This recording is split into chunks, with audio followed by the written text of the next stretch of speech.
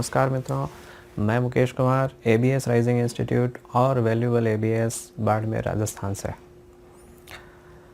मित्रों, आज हम चर्चा करेंगे असेंबल्ड और ब्रांडेड कंप्यूटर्स के बीच के अंतर की। कई बार कन्फ्यूज़न होता है हमें कि हमें असेंबल्ड कंप्यूटर लेना चाहिए या ब्रांडेड लेना चाहिए। अब दुकानदार के पास तो जो भी अवेलेबल होता है वो उसकी तारीफ़ कर देता है और ग्राहक हमेशा असंतोष लेकर के और जो अवेलेबल होता है वो ख़रीदने के लिए मजबूर हो जाता है। लेकिन ख़रीदने से पहले हमें थोड़ा सा नॉलेज इस बारे में भी होना चाहिए। तो इस बात को ध्यान में रखते हुए हम आज इसके बारे में चर्चा करेंगे। देखिए, असेंबल्ड जो कंप्यूटर होता है उसमें जैसे कि नाम से ही जाहिर हो रहा है कि उसे असेंबल किया जाता है। उसे अलग अलग, जैसे कि मदरबोर्ड है, प्रोसेसर है, रैम है, ये सब अलग अलग कंपनियों से लेकर के और फिर दुकानदार आपको उसको एक साथ मिला करके उसको एक साथ असेंबल करके और फिर आपको एक कंप्यूटर या एक CPU तैयार करके वो आपको देता है। अब ये जो असेंबल्ड कंप्यूटर है ये बेटर परफॉर्मेंस तब देता है जबकि उसके अंदर जो जो पार्ट्स लगे हुए हैं वो बहुत उच्च क्वालिटी के हों, बहुत अच्छी क्षमता के हों और बहुत अच्छी सर्विस देने वाली कंपनी के हों। नहीं तो हमें प्रॉब्लम कहाँ आती है? फॉर एग्ज़ाम्पल, जैसे हमारे PC में अगर रैम ख़राब हो गई तो हम इन वारंटी वापस से उस दुकानदार के पास जाते हैं और उसको बोलते हैं कि भाई हमारे ये कंप्यूटर में मिस्टेक आई है। तो वो देखता है कि भाई रैम उसकी कहाँ कौन से डीलर से आई हुई, क्योंकि सब अलग अलग मटेरियल मंगाया हुआ होता है, तो कौन से डीलर से आई हुई है, फिर वो वहाँ पर उसको इन्फॉर्म करता है। फिर रिप्लेसमेंट में उस कंपनी पर वो रैम भेजेगा। उसके बाद में कि ओवरऑल तो दुकानदार की सर्विस पर निर्भर करता है, लेकिन उसके बावजूद भी जो एक लीगल प्रोसेस रहता है उसके बारे में मैं आपको बता रहा हूँ।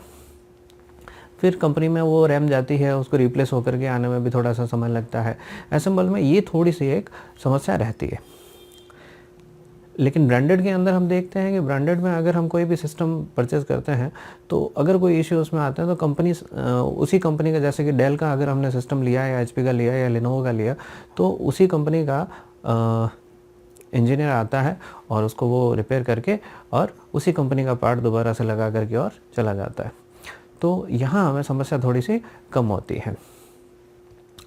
लेकिन अगर आप नॉर्मल यूज़ के लिए ले रहे हैं कंप्यूटर, जिसमें आप Word, Excel, PowerPoint, internet, Outlook, control panel और ये सब आपको यूज़ में लेना है, गूगल क्रोम यूज़ में लेना है, मेल वगैरह के काम से अगर लेना है, तो मेरा ऐसा मानना है कि आपको असेंबल्ड कंप्यूटर लेना चाहिए, क्योंकि इसमें अपग्रेड होने की क्षमताएँ बहुत ज़्यादा होती है ब्रांडेड की तुलना के अंदर।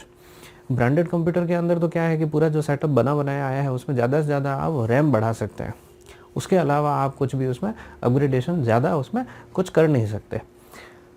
असेंबल्ड के अंदर आप उसका प्रोसेसर भी बदल सकते हैं, आप उसमें रैम बढ़ा सकते हैं, आप उसमें हार्ड डिस्क बढ़ा सकते हैं, आप SSD एक्स्ट्रा में लगा सकते हैं। इसके अलावा आप उसका कैबिनेट बदल सकते हैं, अगर कैबिनेट में कोई दिक्कत होती है तो वो बदल सकते हैं। पावर सप्लाई अगर उसकी प्रॉब्लम देती है तो पावर सप्लाई को बदला जा सकता है। ब्रांडेड के अंदर ऐसा करना संभव नहीं है। और ब्रांडेड के जो पार्ट्स होते हैं वो भी बहुत महंगे आते हैं। एक एग्जांपल आपको देता हूँ, जैसे कि अगर असेंबल्ड आपका जो कंप्यूटर है, CPU है, उसमें अगर पावर सप्लाई की दिक्कत हो गई तो पावर सप्लाई, अगर ये मानिए कि आपको वारंटी के बाद में अगर ये प्रॉब्लम आती है ब्रांडेड में और असेंबल्ड में, तब क्या सीन बनता है। तो अगर आउट ऑफ वारंटी होने के बाद में असेंबल्ड में कोई प्रॉब्लम आती है, तो जैसे पावर सप्लाई ख़राब हो गई तो पावर सप्लाई आपने उसको चेंज करवा दिया, तो मार्केट में पावर सप्लाई आई 500 से 600 के बीच में, अलग अलग प्राइस में आपको मिल जाएगी। तो यहाँ आपका काम कितने में हो गया? 500-600 रुपये में काम हो गया।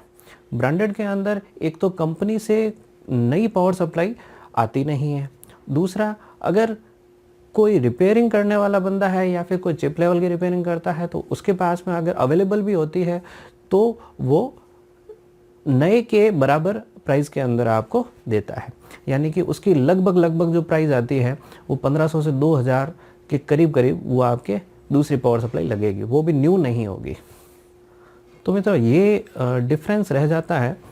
तो मैं कई बार सजेस्ट करता हूँ कि असेंबल्ड कंप्यूटर लेना ज़्यादा फ़ायदेमंद रहता है। और ख़ास बात ये है कि असेंबल्ड कंप्यूटर आप किसी भी रेंज का तैयार करवा सकते हैं।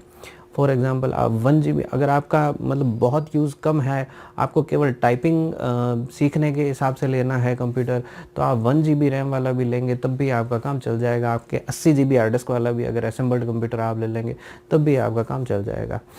और ड्यूल कोर का भी अगर प्रोसेसर होगा तो भी कोई इशू क्रिएट नहीं होना है, क्योंकि आपको केवल और केवल टाइपिंग स्पीड बढ़ाने के लिए टाइपिंग के छोटे से जो KB के अंदर या कुछ MB के सॉफ्टवेयर्स आते हैं, आपको उसी को रन करना होता है। तो असेंबल्ड का ये फ़ायदा है कि हमें लो से लो रेंज में भी मतलब मान सकते हैं अपन 4 से 5 हज़ार से शुरू हो जाते हैं। जो नए असेंबल्ड CPU है, अगर हम कहीं रीज़नेबल प्राइस से लेते हैं तो ये 4 से 5 हज़ार से शुरू हो जाते हैं। और ब्रांडेड सिस्टम की हम बात करें तो ब्रांडेड CPU कम से कम आपको मार्केट के अंदर 15-17 हज़ार या इससे कम रेंज में तो बिल्कुल भी नहीं मिलेगा, और इससे ऊपर की रेंज में ही अवेलेबल होते हैं। तो हर व्यक्ति इतना कॉस्ट वहन नहीं कर पाता है, तो इसलिए मैं सजेस्ट करता हूँ कि अगर नॉर्मल आपका यूज़ है तो आप असेंबल्ड कंप्यूटर लें।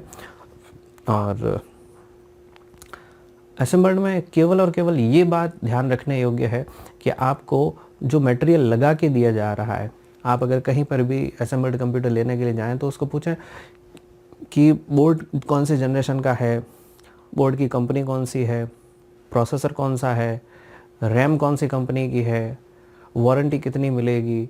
ये सब चीज़ें आप ज़रूर उससे कंसल्ट करें, क्योंकि ब्रांडेड में तो हमें पता है एक ही जगह से पूरा सिस्टम आने वाला है, लेकिन असेंबल्ड में ये जानकारी के अभाव में कई बार हम बहुत ही हल्के क्वालिटी के प्रोडक्ट को हम घर ले आते हैं और फिर वो हर थोड़ी देर में, हर थोड़े दिन बाद में वो दिक्कत देता रहता है।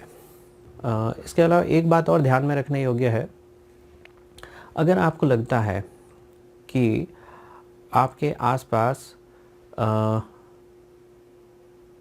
प्रॉपर्ली सर्विस देने वाला कोई दुकान नहीं है या कोई हार्डवेयर इंजीनियर नहीं है, या फिर आपको आपका जो CPU है, आपका जो कंप्यूटर है, वो एक जगह से दूसरी जगह पर लाना ले जाना बहुत ज़्यादा पड़ता है, या फिर उसको एक जगह पर आप स्थिर नहीं रख सकते हैं, तो मैं आपको सजेस्ट करूँगा, और आपका अगर बजट है, अच्छा खासा अगर बजट है आपका, आप 20-25-30 हज़ार या इससे ऊपर आप खर्च कर सकते हैं, तो आप ब्रांडेड सिस्टम ज़रूर लें।